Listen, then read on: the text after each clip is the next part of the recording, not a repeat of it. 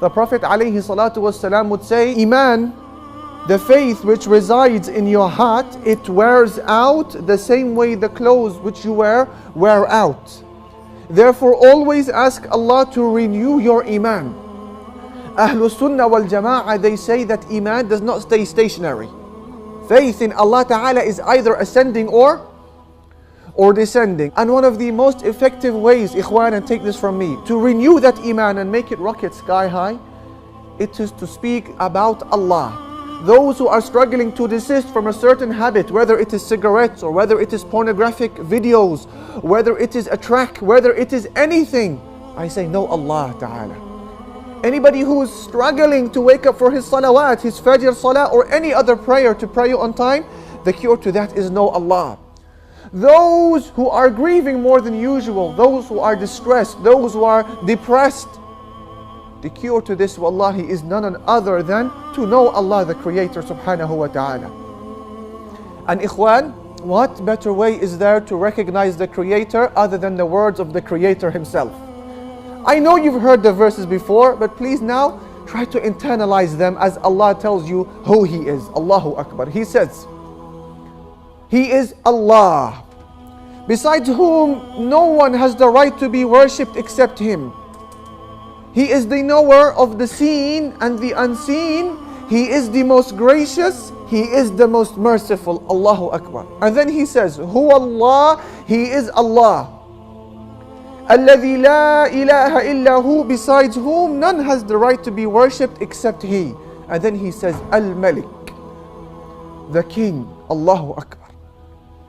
Al-Quddus, the pure.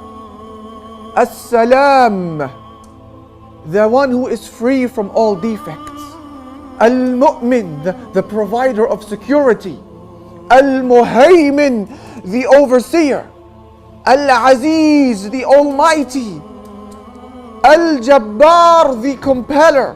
Al-Mutakabbir, the supreme. Subhanallah wa ta'ala amma yushrikun. Glorious is Allah over that which they associate with Him. I want you, ikhwan, today for your hearts to fill with the awe and the veneration and the hayba and rahba of Allah. Muhammad alayhi salatu wasalam, he says, Inna Allah la yanam. Allah Almighty does not sleep.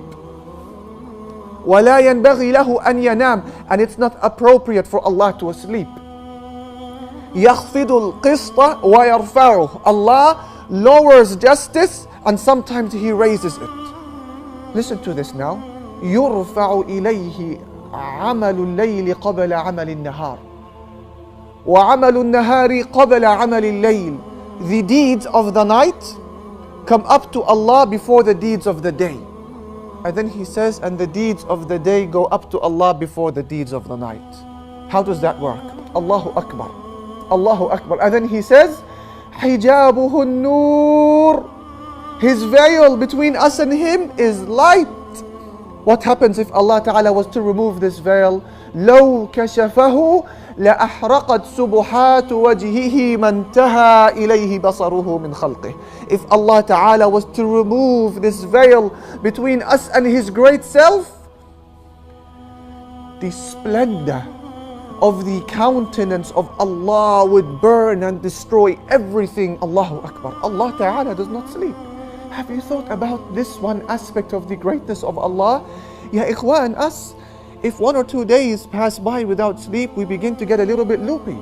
Allah Ta'ala, since the beginning of time, bearing in mind Allah has no beginning, until the end of time, bearing in mind Allah will have no end, Allah hasn't slept for a fraction of a second. Allahu Akbar. Have you thought about this meaning when you come to sleep and you're exhausted and you're tired? You gotta get the bed, man. And Allah Ta'ala is awake, preserving the affairs of the heavens and the earth. Allahu Akbar. When the one who was being oppressed in Syria or in Palestine or in anywhere in the world, Allah Ta'ala was awake. When the oppressor was engaging in his oppression, Allah Ta'ala was awake. When you thought that no eye can see you and those curtains are drawn and perhaps the friends and family are not in the house, guess what? Allah is awake, regardless of what time of the night it is. Allahu Akbar. Otherwise, ikhwan, tell me please, If Allah Ta'ala was to sleep, who would be the one taking care of the affairs of the heavens and the earth? Allah says He is the one who holds up the heavens and the earth lest they may fall into destruction.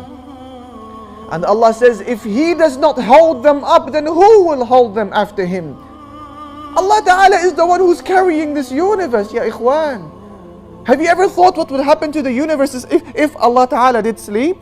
وَحَاشَاهُ وَسُبْحَانَهُ وَتَعَالَى عَنْ ذَلِكَ. What would happen to the universe if Allah Ta'ala was to sleep for a second? It is narrated in some of the narrations from the people of the book that one of the righteous men of the past, in his heart he began to question whether Allah Ta'ala sleeps or not, just out of inquisition. And so Allah Ta'ala wanted to teach this righteous man the meaning of Allah's wakefulness and how He does not sleep and what would happen to the globe and the universe if Allah did sleep. So He sends him a few angels. And the few angels, they give this man 2 vessels and they say to him, stay awake and hold up these 2 vessels side by side and beware of sleeping. So he holds up the vessels. The first night passes and he's doing well. The second night comes and now he's beginning to slumber. The third night comes, what happens? He falls asleep and the vessels hit into each other and they smash. And then this man is told this is what would happen to the universe if Allah Ta'ala was to sleep.